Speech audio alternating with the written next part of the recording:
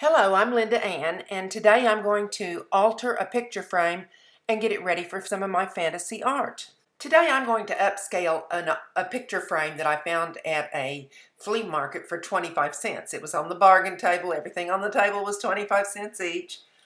And you know, I almost walked away from this because I like to find my objects like thrown away on the landscape and clean up the landscape. But then I turned around and went, you know, this is not a house payment. This is a quarter. This is almost like finding it. So I'll take it off this gentleman's hands and I'll take it home and see what I can do with it. I love ovals anyway, so that makes it extra special. I always check especially used picture frames to see if the miters are correct. And this one has gaps. There's a gap in the frame on the opposing corners.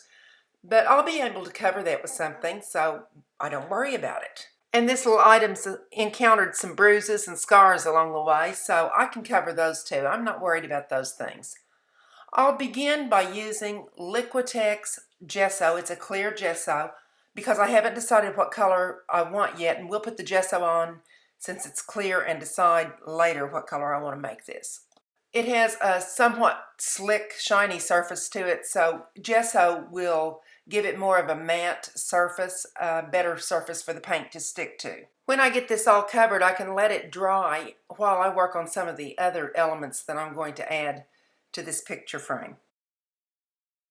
I'll open my Creative Paperclay package that I've wrapped up in foil and plastic, and I also put it in a plastic container to keep it moist because I don't want it drying out. And I'm going to show you a little discovery I made. I used to use these molds. They're made by Mod Podge Glue Company, and I still use them sometimes, but I found something else that was working for me much faster on this particular project. Here's another kind of mold that I found in the cake making, candy making aisles at the craft stores. These are for fondants. And I still found a better solution, and it happened to be when I was in the cake making area that I found another solution. And that solution is these little cutters that are made for fondant. Now the nice thing about this is I don't have to wait for them to dry. I can push them right out. They have a spring on them, and I can put my paper clay in this and push them right out and make a whole bunch of them at once instead of waiting for them to dry and then pushing them out. If the mold is thick, sometimes you can wait for it to dry and push it out, but this is a much better solution for me.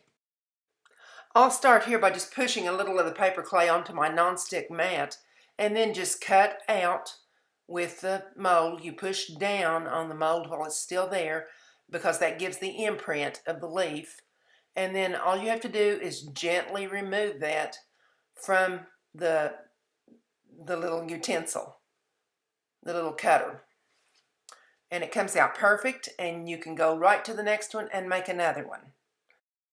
I continued to mold these. I made flowers and leaves and had different sizes because they come in packages of 3 or 4, so I think I got 4 flowers and 3 different sizes of leaves. I find this to be a big time saver. And if you're one of those very precise people, you could use a little roller and roll it out. I've used just a jar of paint here. And you can continue to cut out leaves and flowers from the paper clay. Don't forget to press down to leave that little imprint on the leaf. I cut all of these embellishments in practically no time at all.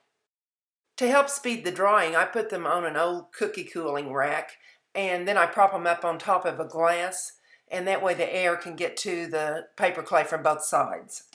Here's some from other molds that I have used in previous projects, and I'm just going to cut apart these little long bars that are black there. These are long rows of leaves, and I might want them to go around the oval that I've already painted black. I'm just going to cut those apart to make little leaves that will surround and go in curves the way I want them to. I might want it to go, I think they'll be more useful to me if I go ahead and cut them into groups of 2 or 3 And if I lose a leaf here or there, that's okay. And I can also touch up the paint. This is just a base coating anyway, because as you know, I like to use ColourArte products on top of black. So I just use my scissors and trim those apart, and now they'll go around the oval areas or make twists and turns wherever I want it. I might have to take an emery board and sand them into shape a little better on some of the areas where I cut, but that's no problem because remember, they're paper, so they're going to be easy to sand down.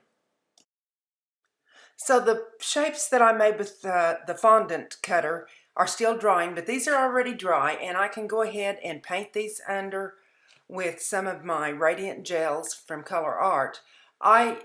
It's okay that there are all different colors from different projects. That'll just give variety. It'll give a good base coat, and it'll come out a different color from the ones that aren't coated that are still drying.